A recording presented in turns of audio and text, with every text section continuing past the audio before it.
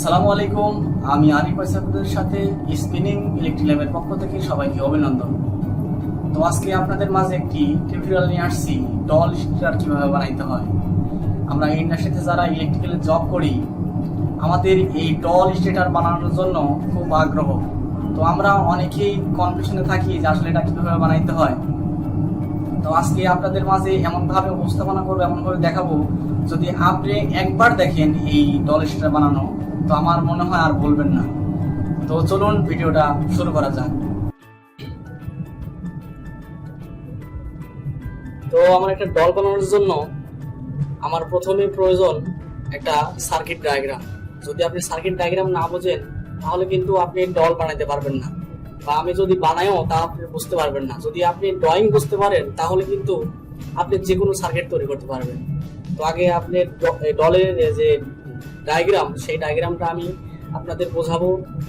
যদি আপনি এই জিনিসটা বুঝতে পারেন তাহলে ইজিলি আপনি একটা সার্কিট ডায়াগ্রাম বা ডল স্টার্টার বানাইতে পারবেন। তো আমি এখন ড্রয়িং তৈরি করব, সেই ড্রয়িংটা আপনি ভালোভাবে বোঝেন তাহলে আপনি একটা ডল স্টার্টার বানাইতে পারবেন। তো প্রথমে আমার একটা পাওয়ার প্রয়োজন। তো পাওয়ারকে পি দ্বারা প্রকাশ করা হয়। তো তারপরে পাওয়ারের পরে আমি একটা ওভারলোড নিব। ওকে, ওয়েল ওভারলোড। ওভারলোডের পরে আমার একটা এনসি সুইচ প্রয়োজন। এনসি সুইচ, তো এনসি সুইচ আমার একটা আছে, এই যে লাল যে পুশ বাটন সুইচ, সেটা হচ্ছে এনসি সুইচ। তো এনসি সুইচ প্রয়োজন, তো আমি এনসি সুইচ একটা দিলাম। তারপরে আমার একটি অ্যানো সুইচ প্রয়োজন, অ্যানো সুইচ এবং এনসি সুইচ। এনসি হচ্ছে নরমালি ক্লোজ এবং অ্যানো হচ্ছে নরমালি ওপেন। তো তারপরে আমার কন্টাক্টের কয়েলে আমি ভোল্টেজ দিয়ে দিলাম। তো কন্টাক্টের আমরা A1 এবং A2 দ্বারা প্রকাশ করি। তো আমি নিউট্রালে লাগাই দিলাম, এটা হচ্ছে পাওয়ার। তো আমার কিন্তু প্রায় কাজ শেষের দিকে। যদি আমি এই অন বাটনটা পুশ করি তাহলে কিন্তু আমার এই ভোল্টেজটা এই কন্টাক্টে আমার ভোল্টেজ চলে আসবে। তো এটা শুধু যদি অন করি, শুধু এটা একবারই অন হবে। এটাকে হোল্ডিং করার জন্য আমার একটু টেকনিকের প্রয়োজন। তো আমার এই কে এটাকে কন্টাক্টকে কে দ্বারা প্রকাশ করা হয়। তো K1 কে আমরা K1 এর একটি অক্সিলারি প্রয়োজন আমার।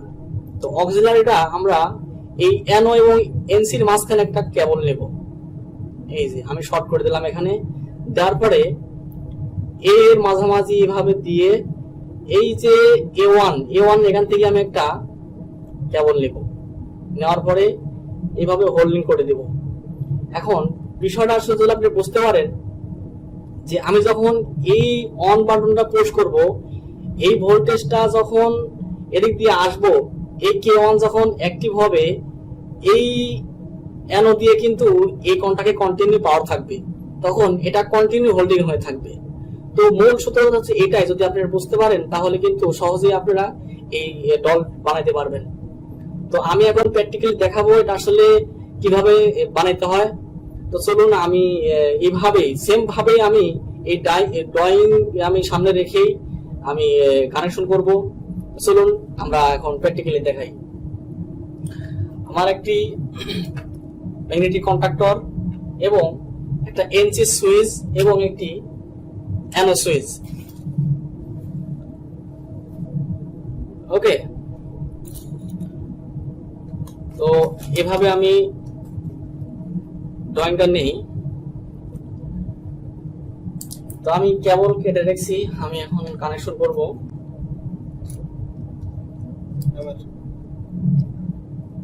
আমি প্রথমেই এনসিতে পাওয়ার দিলাম, ইনপুটে এনসির ইনপুটে পাওয়ার দিলাম। ওকে, এবং এনসির আউটপুট থেকে অপর প্রান্ত থেকে আরেকটি কেবল আমি কানেকশন করে দিলাম।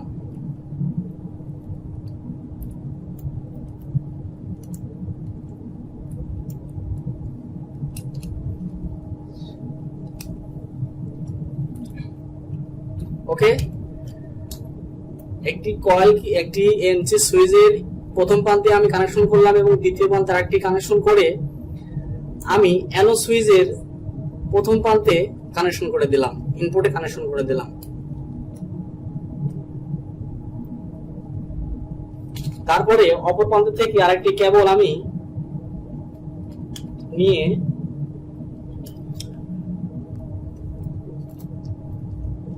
অপর প্রান্ত থেকে আরেকটি কেবল আমি কানেকশন করে সরাসরি কয়েলে কানেকশন করে দেব। কয়েলের A1 এ আমি কিন্তু কানেকশন করে দেব।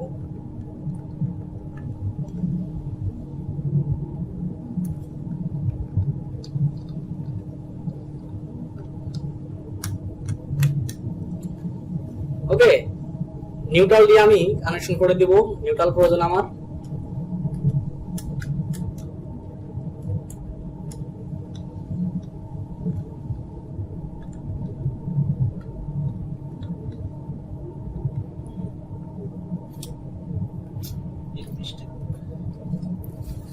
আমি কিন্তু আমার ড্রয়িং প্রথমে যেভাবে করছিলাম সেম ভাবে আমি কিন্তু কানেকশন করে ফেলছি, শুধু আমি ওভারলোডটা ইউজ করে নাই। আমার ওভারলোডটি যখন আমি টোটালি একটা কমপ্লিটলি কানেকশন করব তখন কিন্তু আমার ওভারলোড প্রয়োজন। শুধু ওভারলোডের এনসি ঘুরায় কিন্তু আমি এনসি সুইচে পাওয়ার দিতাম, কিন্তু আমি না করে শুধু সরাসরি আমি কিন্তু এনসিতে পাওয়ার দিছি।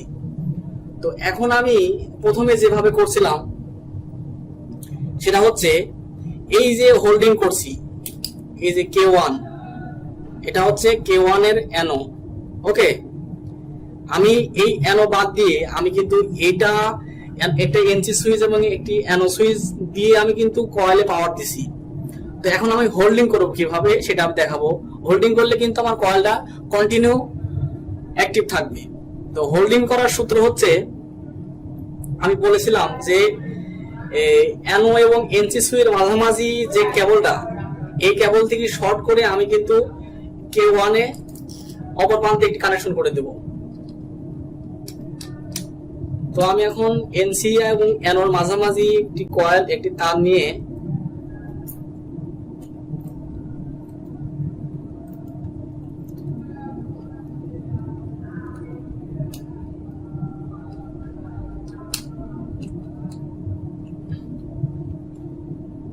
আমি K1 এ কানেকশন করে দেব। K1 এর অ্যানোতে কানেকশন করে দেব।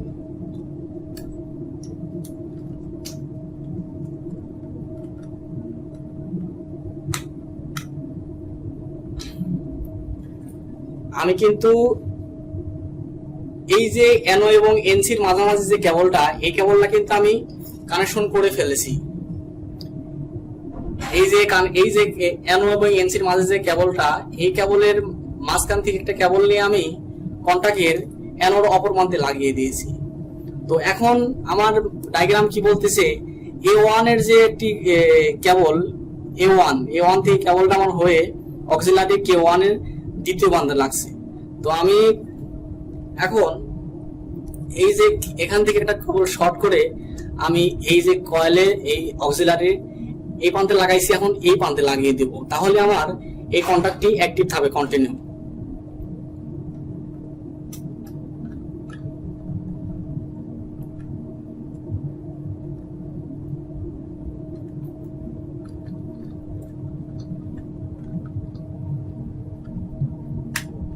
ওকে,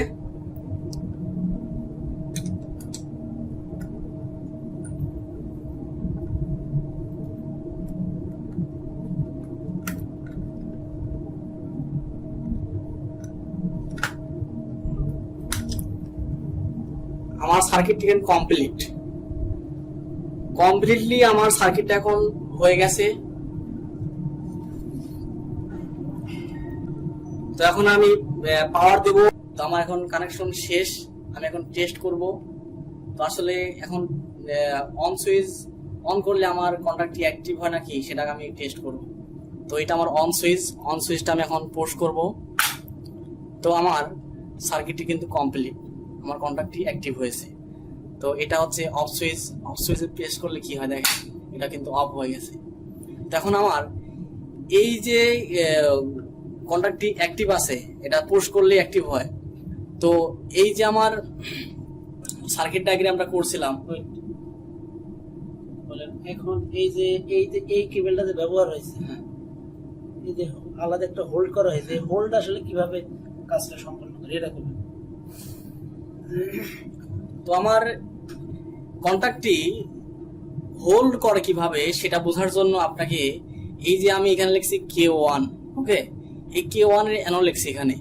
তো এই যে কেবলটা, এই দুইটা কেবল, এই দুইটা কেবলই হচ্ছে এই কন্টাক্টের এই ডল স্টার্টার বানানোর জন্য এটা মেন সিকোয়েন্স। যদি আপনি এই জিনিসটা বুঝতে পারেন তাহলে কিন্তু আপনি একটি ডল স্টার্টার সহজে বানাতে পারবেন। তো আমি এখানে যেভাবে করছি দেখেন কিভাবে করছি। আমি একটি লম্বা কেবল নিছি এবং এনও এবং এনসির মাঝখান থেকে একটা কেবল নিছি, নেওয়ার পরে এই যে K1 এর এনওতে অপর প্রান্তে দিয়েছি। এই যে আমি একটা এনও এবং এনসির মাঝখানে যে একটা কেবল নিয়ে আমি কিন্তু কন্টাক্টের এনওর আমি এই প্রান্তে লাগিয়ে দিয়েছি। এবং দ্বিতীয় যে কেবলটা K1 এর A1 এ কিন্তু কেবল নিয়ে আমি কিন্তু দ্বিতীয় প্রান্তে লাগিয়ে দিয়েছি কন্টাক্টের। তো এটাই হচ্ছে মেন সিকোয়েন্স। যদি আপনারা এটা বুঝতে পারেন তাহলে সহজে কিন্তু আপনি একটি ডল স্টার্টার বানাইতে পারবেন। তো যদি আমি এটা খুলে দেই তাহলে এটা কিভাবে কাজ করে দেখেন।